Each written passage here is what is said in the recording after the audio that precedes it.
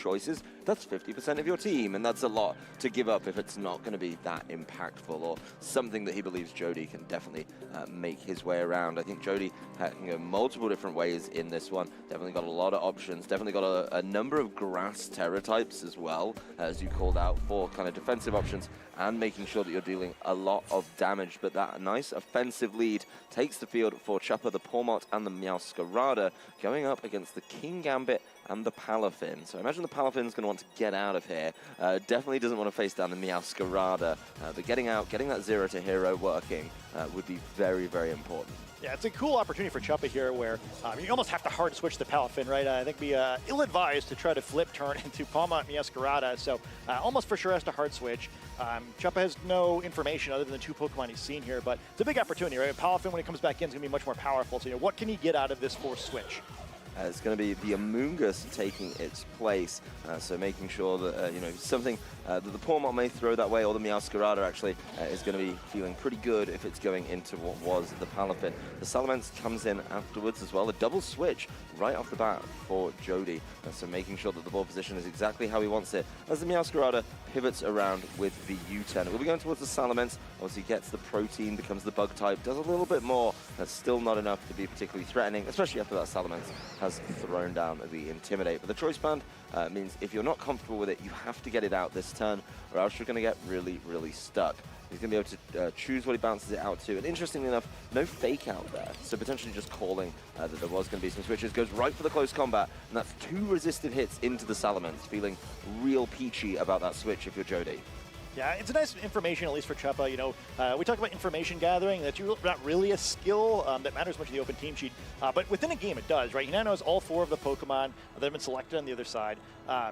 Like many of the King Gambit we've seen, this one is holding Assault Vest, so he's kind of got a switch there, right? Both Pokemon actually being forced out. So, was able to shed that Intimidate, now has the option of trying to apply one of his own, which won't be super impactful here with these 2 special attacking Pokemon, but could at least, get Arcanine out ready to threaten damage onto this Amoonguss. Yeah, that is going to be an important switch as it comes in, gets an Intimidate down of its own. Obviously, not always going to be the most impactful, especially when you know that the Salamence relies on special attacks.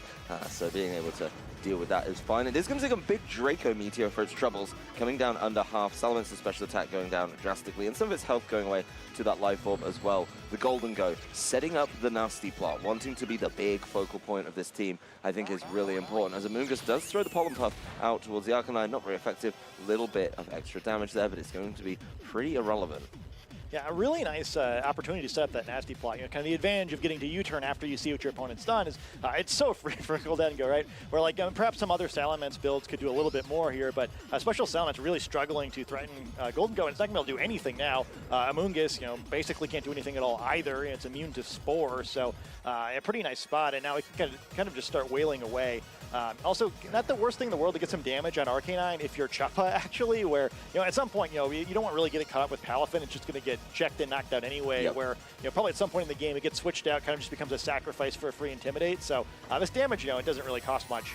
Not the worst at all, but we are going to see one of the first terrors of this semi-final is the Golden Go over on Chuppa's side of the field, becoming the Steel Terror as we've seen before, getting the extra damage on what could be a monstrous Make It Rain after that nasty plot. That is going to be absolutely huge. Arcanine opens up the turn with an extreme speed, get a little bit of extra damage down on that Amoonguss.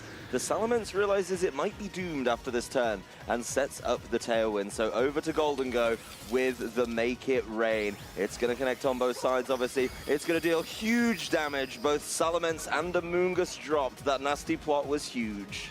Yeah, just absolutely annihilating the Pokemon on the other side. That could be a huge Tailwind, though. Obviously, Jeudy got caught a little bit there, where kind of had no choice but to give up a couple of Pokemon. However, the Tailwind is a big deal. One of the reasons why I'm sure he preserved the extremely frail but fast Meowscarada and Palmot is to help deal with this Palafin, who now has a Tailwind behind it, where those Pokemon have a really hard time checking this, where the hero's entered the battle now, and the hero's quick. The hero is going very, very fast, and he is going to be able to cause a lot of problems if he's able to land attacks pretty consistently. That is going to switch the game around very, very quickly. Of course, there is going to be a number of thoughts to put into it. There is still the Terror as well available for Jeudy, so being able to maybe swing a matchup that could get a little bit dicey when he needs to. But right now, I think he's in a pretty solid position. He's going to be able to just start taking things out and just causing problems that way. It's a nice pairing to have here, too. I mentioned before, it might be nice to cycle that Arcane out for Intimidate, but you really want to risk giving King Gambit Defiant Boost? The answer was no. Well, I didn't want to go with that, as the Arcanine is now removed from play with an easy Jet Punch from this Palafin. King Gambit with the Kowtow Cleave into the Goldengo. That is going to be obviously helped out by the Steel-type Terror, getting rid of the Ghost-type here. As the Shadow Ball heads towards Palafin, it's a lot of damage, but it's not enough for the knockout, absolutely crucially. That said, I mean, the Pormots coming in could buy a little bit of time with that Fake Out. That is going to be really important to get through these turns. Yeah, it's kind of still an awkward situation, though, because, like, well, and then what, right? And what do you do with the other Pokemon where, you know, Fake Out's fantastic once you get down to 1, but he's got to find a way to do that last little bit of damage. Now he has 3 Pokemon that are extremely frail and could easily be knocked out. Palmont, in a way, the bulkiest Pokemon remaining on Chuppa's side of the field. Certainly the defensive stats are nothing to write home about, but it does have the item. Yeah, Palmont here is going to be putting itself in a very interesting position. I love actually getting the preview of Chuppa's screen here, see kind of where his head's at on how he sets up this game. And that could be very interesting on how he decides you know, how Jeudy decides to play, because he can't just give the Palmont room to wiggle. Yeah, this is such an interesting, like, 2 Pokemon pin, because it's so hard to ignore Goldengo. You kind of have to knock it out. It's like, you know, I guess you don't have to, but it's very tough to resist that. But if you all in Goldengo, yeah, and just allow a free Revival Blessing, and we've seen how that can turn out. Yeah, well, Goldengo going with the Protect right here, being able to keep itself safe, doesn't want to get caught by the King Gambit, and Jet Punch will just go into the Palmot. So the Sucker Punch is not going to be effective. That means Palmot is given the time. It gets 1 opportunity, and it's Revival Blessing. So it is going to be, of course, the Arcanine, the only thing available right now. So that is going to be a late game Intimidate as well to try and shut down Chuppa. Opening up, that Sucker Punch was not the way to go. Yeah, I mean, interesting to know what Pokemon was targeted by the Sucker Punch, because, yeah, I mean, if it wasn't Palmont, you know, just knocking out Palafin would have been even better, but, yeah, I mean, that's a huge advantage now. Sort of a strange situation where getting Arcanine in without kind of like counter-effectively setting off Defiant's going to be tricky, but you always like a 4 Pokemon to 2 advantage. Yeah, that is a very, very nice. You know, it looked like, obviously with the amount of damage down, that 3 to 2, definitely a little bit closer than it may look. The Palafin is super low though, and you know, you're going to have to find some room. I think getting the Meowscarada in at some point is really the key here for Chuppa. Being able to, you know, just take a Jet Punch quite comfortably would be very nice for him here. But there it is, Meowscarada coming in at full health once again. Palafin Jet Punch will go towards it. It just still take over half. That's pretty preposterous. Oh, the critical yeah, hit. It wasn't that comfortably, but there's a reason for it. Yeah, the Cleave coming through with the Tailwind, obviously helping out this King Gambit as Goldengo is taken out. So, of course, it's now down to another 3v2, and there's no more Revival Blessing. You're only allowed to do that once per game, rightfully so, but the Tailwind is over. I think what's interesting here is, you know, there is, of course, a lot of priority on the side of Jeudy, but it's all going to be about targeting and looking at the team, you know, what does he do on this tough turn or the later turn where Palmont is going to come in and be able to fake things out? Yeah, I mean, it's interesting. So, you know, Chuppa not quite at checkmate here, but going for the check. You know, the Intimidate and Palafin's going to make it a lot less effective. King Gambit's going to become a lot more, but, you know, if you could find some way to knock out the Palafin here without losing Arcanine, you have 2 Pokemon that are looking pretty good next to King Gambit, but there's still some things to be concerned about here. Particularly the new mechanic of this generation hasn't been making too big of a factor yet. No, there is certainly options that could be looked at.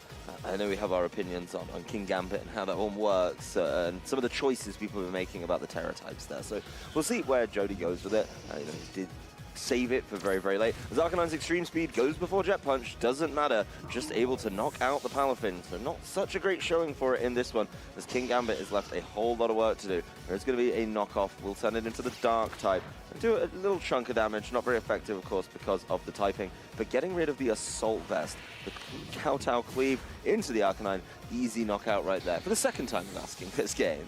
Yeah, avoiding taking any dangerous fire-type attacks. So one thing to keep in mind with some of that sort of strange-looking play there. So the Palafin isn't choiced, so it can't but it still can't protect. Right. But it does have a non-attacking move. So Sucker Punch does not guarantee a knockout on it, but Extreme Speed does. So likely explaining the reason why Chuppa sent out the Pokemon in the order he did there. Yeah, the Arcanine actually with the Extreme Speed is going to become important, and that's why, he's obviously, making sure he keeps getting it back with the Pawmot and the Revival Blessing. But a free turn, essentially, for Chuppa, not able to protect the King Gambit. It is the Assault Vest variety, so wouldn't have access to that Protect. And just being able to get that damage down. King Gambit has a lot of work to do right now. Chuppa going for the fake out here, predicting a Sucker Punch in that slot, which would fail if it targets it. Yeah, Mouserada going for the knockoff though, so getting that damage down. And then the King Gambit going with the Kowtow Cleave into the Pawmot, so nicely read by Jeudy. It is going to be just this 1v1, and what can Meowscarada do against this King Gambit? Yeah, not looking great. I mean, it's kind of the game there, it seems like, right? Where if he called close combat instead, he'd win the game. But Jeudy calls rock, Chuppa calls scissors, and we got a 1-0 lead. It was definitely a rock, paper, scissors end game. And Jeudy, I think in the middle of that game, it definitely wobbled. There was a huge make it rain to start the game, but it just wasn't enough to seal that advantage. And honestly, Jody's team, the back two was so strong, they knocked out 4.5 Pokemon. That is really solid to see. And I think this team is so well balanced. Yeah, I mean, I think I'm really enjoying watching these Palafin teams play out where, yeah, it's being forced to switch like that, you're going to often start at a disadvantage. But, if you can pick the right Pokemon, you can still win from there. It's a pretty uncommon pairing between, Palafin and King Gambit, but it worked out really well there, right? Where, yeah, it was so difficult to get Arcanine to really do anything. We saw Arcanine kind of being perhaps the MVP of the, maybe perhaps Pawmot was the MVP the last time we saw Chuppa play, but Arcanine the one finishing the check there and getting another big Extreme Speed knockout here, but it was kind of like just not enough this time. That was certainly a tough one to see. The Arcanine came in, did the correct things, but it still wasn't enough, and I think that's really kind of grueling when it comes down to being able to flex this team in its full. I do like that we're seeing the Revival Blessing. I like the kind of implications of the gameplay that it has. Getting your Extreme Speed back after you've got the big chunk down on Palafin, really nicely done. But still a little bit more to go. Even if you get 4.5 Pokemon, it doesn't seem to be enough to stop Jeudy right now. Yeah, I think it's pretty interesting too. One thing that's reminiscent of the last time we saw Chuppa as well is that the game one played out similarly, where I feel like he made a nice deceptive move with his team preview where he opted not to select the combo. Last time in game one we saw Dondozo but not Tatsugiri. But it's like, I don't know what Jeudy was expecting. I think that these guys know each other well enough, and I'm certain that Jeudy wasn't caught entirely by surprise. But a sneaky thing to do when you have the Dondozo team right now. I'm just not going to bring it at all. Yeah. However, despite that, he doesn't win the first game. So now, he's shown that he's willing to do that, and he's still got to find a way to get 2 in a row. The Dondozo may be something he has to look and lean back on a little bit. It's one of the focal points of the team, but he obviously feels like Jeudy just has him locked if he does that. That is a team that this team definitely has prepared for and is probably concerned about just giving up a matchup that he's comfortable with. You can't be doing that when you're down already in a game. So back into team selection, both trainers mulling over their decisions, making sure that they don't make a mistake. Jeudy 1 up in this one, does have a little bit of the breathing room, a little bit of extra wiggle room as he can kind of drop this one and send us to a effective best of 1, but he probably has to make the guess, try and figure out what Chuppa's going to pivot to, and know that there's other options in this team. Yeah, I think I think both teams are pretty fun in that regard, where they both have a lot of different options. And we've seen some teams out here like very clear modes. I think there's a little bit more flexibility here. I'm saying Chuppa's side, you have 2 Pokemon that typically enter battle together, but they aren't required to by any means. Yeah, they don't have to come in at the same time. They just have to end up on that at the same time. So certainly some old choices that he can make in this team lineup. We saw him play just the Dondozo earlier. There could be potential world where he plays just the Tatsugiri, maybe using that choice scarf that it has to try and cause some problems. So a lot of thought going into this team select, going the distance on the timer as well, being able to take it all the way there. But the leads will be coming out. Amoonguss and King Gambit for Jeudy, Azzarelli, Meowscarada, and Pawmot. Very fast and very offensive for Chuppa Cross. Yeah, see this pairing once again. Trickier spot this time where Palmont can't really threaten the knockout in the King Gambit with Amoonguss there. Meowscarada has a little bit more free reign, but we saw how much damage it was doing to King Gambit last game. I think it's a really nice lead for Jeudy to start out this game where Chuppa's going to have a hard time doing anything without shuffling around a little bit. It's going to be a tough one to get that easy damage off, and I really do think Chuppa's committed to this shuffling that you've been talking about, being able to move things around, and the Meowscarada bouncing out nice and early with a pretty impactful U-turn. Shuffling, though, is going to start a little bit differently, as it is going to be the King Gambit leaving the field in place of the Salamence. A really nice Intimidate once again. The thing that I did notice, of course, is that the Palafin wasn't in the lead, so it could just indicate that the Palafin is not getting brought to this one at all. Another very small amount of damage put down on the Salamence, and of course it's going to be a follow-up bit of damage. This one's better into the Amoonguss, but it's still not really dangerous or threatening damage in the long run, especially because the Amoonguss can just bounce out and get rid of that little bit of chip damage. Yeah, the rest of it's kind of seem eerily familiar, where once again Golden Go coming out here, absorbing any potential spores, but Palmont not going to be so lucky. Palmont getting caught by the spore, not able to take that one. It's a nice idea, right? But it was already a grass type in that slot, so it's not like the spores is going to go that way. I think that's probably a little bit of a tough one. It's one spore immune for another spore immune is a pretty obvious which of the 50% chance do I want. Yes, Jeudy picking the correct one there, and this Palmont, if you can get rid of it early, get rid of that Revival Blessing, I think he's going to be in an even better position than he has been in a couple of, maybe even the last game. Yeah, I mean, he's dreaming of Revival Blessings now, but it's going to be pretty tough for it to wake up. Even if you get a one-turn sleep, just having a Palmont that can't do anything out in the field for 2 consecutive turns is going to be rough to get in that situation. Well, it does leave the field. It's not taking its turn of sleep, so that could hurt him a little bit later, as it is going to be the Meowscarada taking its place. The Amoonguss leaves as well. Maybe trying to fish for the Arcanine switch in. The Arcanine we know isn't there in this game. Draco Meteor from the Salamence.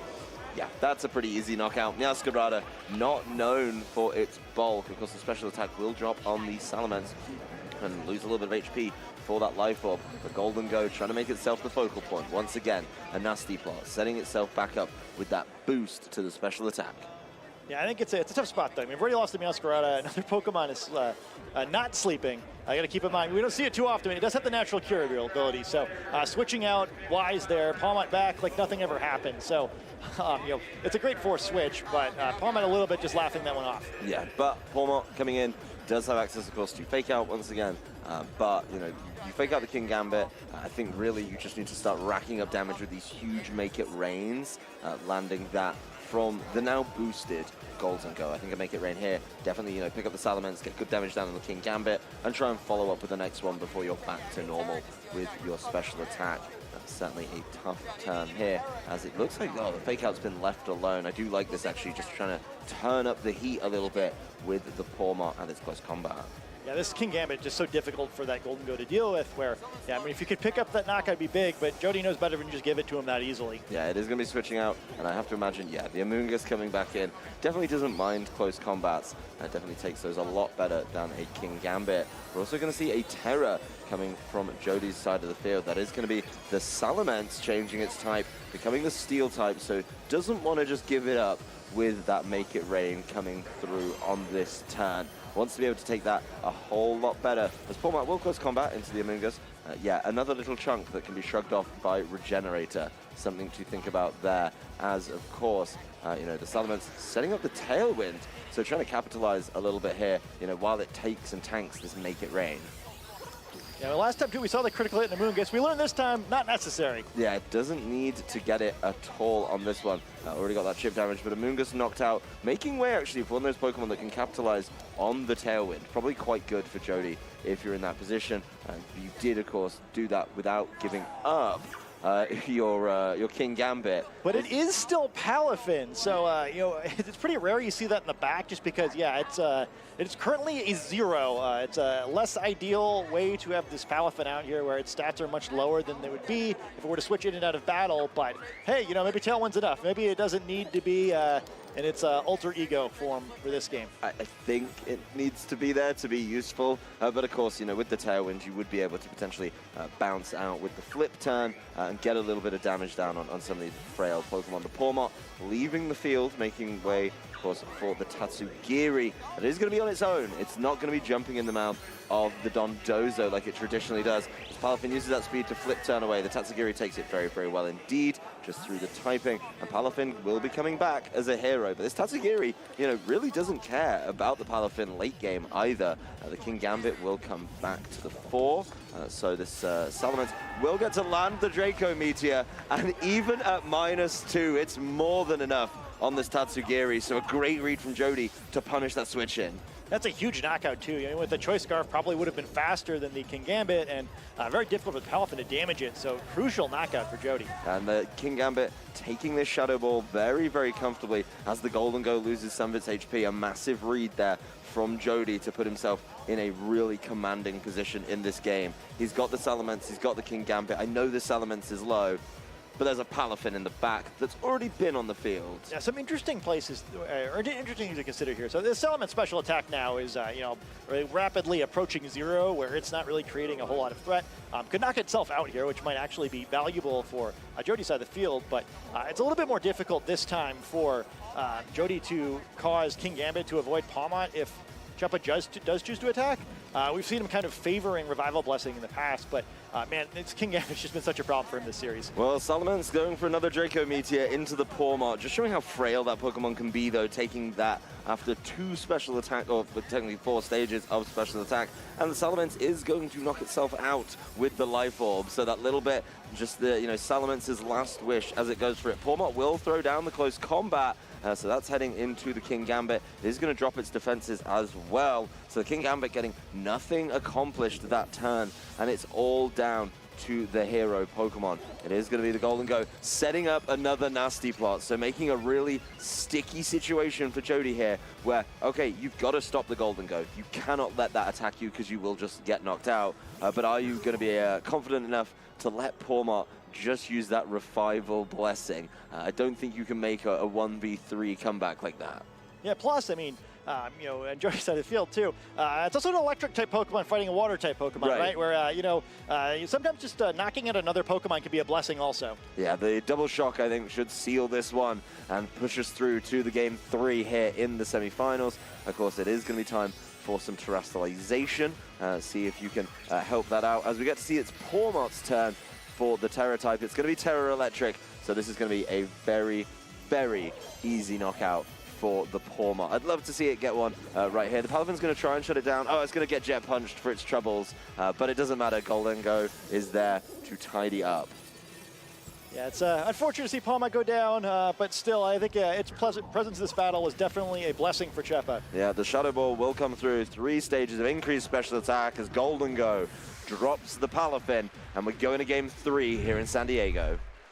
Kind of a fitting showdown at the end of this game here, where you know, Palafin has kind of been Jeudy's ace throughout this series, and Golden Go's really been Chuppa's, where you know, we've seen so many Golden Go over the course of the weekend, but I don't know if any of them have quite been as effective offensively as this one has, where it seems like he manages to get the nasty plot almost every game, and man, the damage is really added up. He definitely gets the nasty plot set up very comfortably, and I think that's due to the way he pivots the board around too. You know, the Golden Go always seems to come in at the right time. You know, being able to come in at the right time because of its ability as well is a huge help. So definitely sort of making sure that things are in a good position, that the following turn, you know, he's able to set up that nasty plot. He's never looking at anything that's super threatening, and if he is, he has been able to, of course, Terra out of it a couple times as well over the course of this tournament. So one more game to decide our first finalist here in San Diego. Yeah, very interesting team preview here. Certainly, Palafin didn't have quite as much success coming from the back, but I don't know if that was really the problem there. I'm kind of curious if Jeudy's willing to keep playing out the beginning of the game the same way, where Chuppa's played pretty good cat and mouse here, where you know, he sends out the lead combination. So far, I think both games, Meowscarada and Palmot, but there's never really a chance to actually knock out the Meowscarada, even though it is choiced and so frail. He gets it out of there very efficiently. And we keep winding up the situation where the special Salamence winds up on the field next to Amoonguss, which really just doesn't do anything at all to Golden Go, allowing for a very easy, nasty plot. I'm curious if Jeudy wants to keep providing that or not. On the flip side, if he doesn't, I think part of the reason why that keeps happening is because the core of Pokemon he's picking do such a good job of checking the option of going to the Dondozo Tatsugiri thing. So maybe Chuppa could consider it if he thinks he's intimidated Jeudy out of it. I'm not sure if I would. It just seems like the Golden Go mode is working well enough that, like, you know, why not keep going for it? But I would guess that we'll see both players go for at least some sort of switch up here. I definitely think there'll be some variety in the order at the very least, let alone potentially the Pokemon choices. And the Palafin just felt a little bit behind, you know, and it was looking a couple too many Pokemon to try and clean up the game with, of course, only single target attacks like Jet Punch. So a lot of work for it to do, and it just wasn't able to get there. Not looking super heroic in that situation, just kind of falling a little bit short. Yeah, I mean, it's tough. Hey, you know, the hero always arrives late, I'm told, but maybe a little bit earlier than this time. Well, there is definitely going to be some changes, as it's Salamence and Golden Go on the side of Jeudy, and the Pawmot and Golden Go on the side of Chuppa. So both trainers realizing that is a Pokemon they would like to get into play, so why not just lead with it? Yeah, much trickier position this time for the Golden Go, I guess, at both sides of the field. Certainly, you know, both of them at least start out as Ghost-type Pokemon, so I don't really want to get bonked by one of those Shadow Balls, but, you know, Chuppa's got to be a little careful here, right, where having the mirror play out while you're at a speed disadvantage, potentially because of Tailwind, is tricky, but it's not so simple, right? Typically, in this matchup, we see both of them terrestrialize to become pure Steel types, and doing that in front of Pawmot's a little bit dangerous. Yeah, because then it has access to, you know, obviously hit you really hard with close combat. If he wants to buy that little bit of wiggle room, maybe to set up the nasty block. The pure Steel type is, you know, well within its right to get faked out as well. So that is it's a tough decision, right? It's like you don't want to just be left as the Ghost type who's getting hit by the non-Ghost type but still getting a lot of damage dealt. As Pawmot will fake out into the Salamence, so we'll be making sure that it can't set up that Tailwind. And of course the Shadow Ball just coming through from Jeudy's side. It's not a Ghost type anymore, so it's not going to be that massive amount of damage, but it does get the drop to its special defense. It did go first as well. Golden Go setting up with the nasty plot. The special attack is through the roof, and he's going to have to try and knock that out quickly. With the special defense drop, he's well able to do it. Yeah, it's crucial information too, but the speed thing is going to be a big problem. And the special defense drop makes it worse because now Jeudy's Golden Go is checking Chuppa's on its own. But even if it wasn't, you know, Salamence can't do much damage to Golden Go, but certainly could do the, you know, like 30 hit points that are necessary to guarantee that that would be a knockout. So it's now a tough spot where Chuppa basically forced to either, you know, protect, switch, or just give up the Pokemon that's been the key to his success in the first two games. It's the Pokemon as well that he just invested a turn in, setting up with the nasty plot, so not the easiest situation. But he does admit this is not the time for it. It's in a sticky one, and it's not going to be able to get out of that one too easily. Swapping it out for the Meowscarada. Pawmot will double shock into this Salamence. That's a big chunk of damage coming through, and it used up all its electricity. Salamence will set up the Tailwind, so Salamence playing a very supportive role here, just taking hits and, of course, setting up Tailwinds. As Golden Go throws out another Shadow Ball, was obviously fishing to knock out Chuppa's, but it's not going to be very effective against that Dark type. There is certainly some knockouts on the table here for Jeudy, though. Yeah, I mean, he's got a bunch of pressure for the upcoming turns, right? I mean, Chuppa's team, again, you know, there's two Pokemon very quick and frail. Don't really want to deal with this. You don't have to. Pawmot does still have its Focus Sash, so that's good at least. But, you know, Salamence's offense has been a little whelming this series, but neither of these Pokemon are going to want to get bonked by a Draco Meteor. And then there's still the Golden Go sitting there, right? Which, you know, based on the damage it's doing, you know, it could be trained a little more defensively, but certainly enough where, you know, easily in concert with Salamence could knock out any Pokemon on Chuppa's team. Well, it's not going to be working with Salamence on this turn, as that leaves the field in place of the Amoonguss, one of the finest switches that I think Jeudy has been making, getting that in a great position. The Pawmot leaves the field, so wanting to save itself for potential return fake out later as well. And he brings out his own Golden Go. It is still going to be that pure Steel type, so it is going to be able to cause some problems. The Sucker Punch fails, coming through from Meowscarada. Obviously went after that Salamence slot, as Make It Rain will do some big damage, but there was no boost. He didn't work in a nasty plot, so he's just going to be able to miss those knockouts. Yeah, but now what, right? I mean, Meowscarada should get an attack off here, so it doesn't have to worry about the Rage Powder from Amoonguss, but it's nearly been knocked out. The Golden Go also being weakened drastically here. There's still the opportunity if these Pokemon are knocked out, as we've seen repeatedly. One of them could be revived later in the game by Pawmot, who seems to get that off every game, but quickly losing a bunch of health on the Pokemon on his team that could actually deal some significant damage. Yeah, that is one of the big factors. And particularly with the Golden Go on Jeudy's side staying as the Ghost Steel, you really would love to use those Dark type attacks. But just as I say that, it looks like there's going to be a change up with the Terastallization. It is going to be the Golden Go on his side, also taking up that full pure Steel type. So a little more vulnerable to some of the other moves in the game, but certainly in a great position right now. Golden Go on Chuppa's side will protect, doesn't want to mess around with that one, as it is going to be another Make It Rain. Even with the special attack drop, this is still going to really hurt the very frail Pawmot, and it's going to come down and just get the extra bits of damage down. Still a lot, still easily a knockout in the following turn with the critical here. Yeah, there could be a lot of damage there. The added effects of Jeudy's moves keep coming in here. You see a Leaf Storm from Amoonguss. I've talked about it a few times. I think it's the first time that someone's actually used it on stream, but still waiting for the first Leaf Storm to connect. Perhaps, either looking for a switch or, maybe with the Terastallization, expecting that the Make It Rain would knock out Golden Go, and then, the Leaf Storm would bounce over to the partner. Yeah, he's saving it for finals. That's when he wants it, right? It's like being able to throw that out in finals is the winning move, maybe, is where we're going with it. But Jeudy taking his Golden Go off the field, obviously picking up those special attack drops has started to hurt and started to cost him a little bit. But the Salamence coming in and feeling pretty good about itself there. Obviously able to land another Intimidate down onto this Pawmot.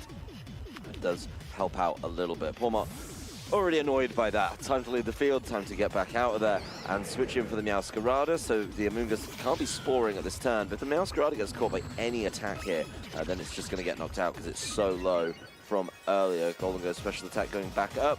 Once again, the real commitment to the bit there from Chuppa, being able to set up those nasty plots as the Leaf Storm misses the Meowscarada, and we're back after a couple switches with no tailwind. Yeah, a potentially huge dodge there that, Amoonguss, again, its offense is not amazing. I'm real confident it could have done 12 damage there. So Meowscarada avoiding a blow that might have ended this series in some ways.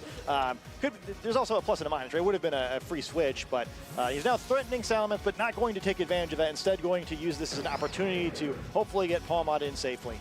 Really try and set up a lot with that Pawmot. And Salamence also leaves the field here for Jeudy, so another kind of set of switches. The King Gambit being revealed as the fourth Pokemon for Jeudy here, so yeah, no use of the Palafin. I think most people have already figured that out, but it's going to take this Make It Rain pretty well. The Amoonguss isn't, though. The Amoonguss is going to get readily knocked out by that, and of course let the special attack drop. Still, it's a cool situation now where it's an amazing play where Pawmot gets in safely, and it's actually a lot better that it happened the way it did for Chuppa, where if Meowscarada had been knocked out, Pawmot gets in anyway, but now Fake Out's available. Like, having to hard switch really helped him because it moved the Fake Out turn one later. Yeah, the Fake Out turn being available here without obviously having access to the Ghost typing on Golden Go means you can Fake Out either of these Pokemon and start causing problems. So really enjoying the way that Chuppa's been playing this one out. Yeah, I mean, although it's tough, right? Because one of them's threatening a Sucker Punch, the other one we've seen is faster and certainly is almost certainly is in range to KO the Golden Go on Chuppa's side of the field. So it's still a complicated position for him, likely forced into a Protect here, but neither of the Pokemon on the opposing side of the field want to get hit by close combat either. So there's still a call here, right? King Gambit can't choose to Sucker Punch both Pokemon. Yeah, that is annoying. If only it could do both. As the Golden Go on Chuppa's side keeps itself safe. Pawmot will just fire off the close combat, though. The King Gambit getting easily felled. Didn't even try and slow that one down or work around it. Probably expecting the Fake Out, which Chuppa has just skipped over that turn, realizing is not relevant. As Golden Go over on Jeudy's side will fire off the Make It Rain, but the big thing here is it's going to give itself a special attack drop. That is going to start to hurt later in the game as Pawmot is knocked out. It's still going to be a 3v2 situation for Jeudy, though, trying to fight back, and he's got the Salamence and this Golden Go with its health getting rapidly lower. Yeah, and he hasn't revealed that last Pokemon yet. We've seen it, or seeing it right now, in fact, as it comes into battle here. But, it's tough where Jeudy had to make a guess here about what it could have been. I think Tatsugiri is a reasonably likely outcome. But, it's a tough spot here where it is the quickest Pokemon on the field now, could threaten a bunch of damage to either of these Pokemon. And it's, again, we're in another situation where, Golden Go isn't really the... the most like immediate threat on Chuppa's side of the field, but like ignoring it's very dangerous, right? Both these Pokemon could knock it out, but there's an opportunity cost of doing that, of allowing Tatsugiri to fire off a free attack instead. And there's no tailwind, so this Tatsugiri comfortably the fastest thing. Salamence forced into the protect here, so making sure that it doesn't take too much damage on this one. Tatsugiri going with the Icy Wind here. Obviously would do huge amounts of damage to the Salamence and helps with the speed control, you know, trying to keep up with it. Now the faster Golden Go going to be on Chuppa's side of the field, crucially. The Golden Go will follow up with the Shadow Ball though, so a little bit of chip damage is going to hurt. The Golden Go is so low as well. A little bit of return damage from the Life Orb as a Shadow Ball in retaliation, trying to knock out the Golden Go here. It will get the knockout, so that is now down to a very sticky situation. Don't forget, Chuppa still has access to that very, very low health Meowscarada, but it's still another Pokemon you have to look at knocking out. Yeah, I mean, crucially here too, right? Because Tatsugiri can almost close this one in its own, right? Certainly, Salamence not going to want to take an Icy Wind, and these Golden Go has been slowed down enough that it should easily be able to be knocked out by this Meowscarada here. You know, it was a nice knockout in the previous turn for Jeudy there, but it might have been Fool's Gold rather than Gold, because it seems like Chuppa's still the one who has the pin. Oh yeah, I mean, he's got the Tatsugiri. I know that the Salamence is not going to appreciate taking one of those Icy Winds. It doesn't have access to Terastallize to be the Steel type, which would have helped it out significantly, dropping two Ice Weak types, so it is in a very sticky situation. Golden Go will protect itself, maybe hoping that the Icy Wind misses or something of that nature, as it will obviously go into the Protect, cause some problems in that way, but it's going to connect on this Salamence, and that is an easy knockout when you're super, super weak to a move of that type. And the Meowscarada just left to fire out the knockoff into the Protect.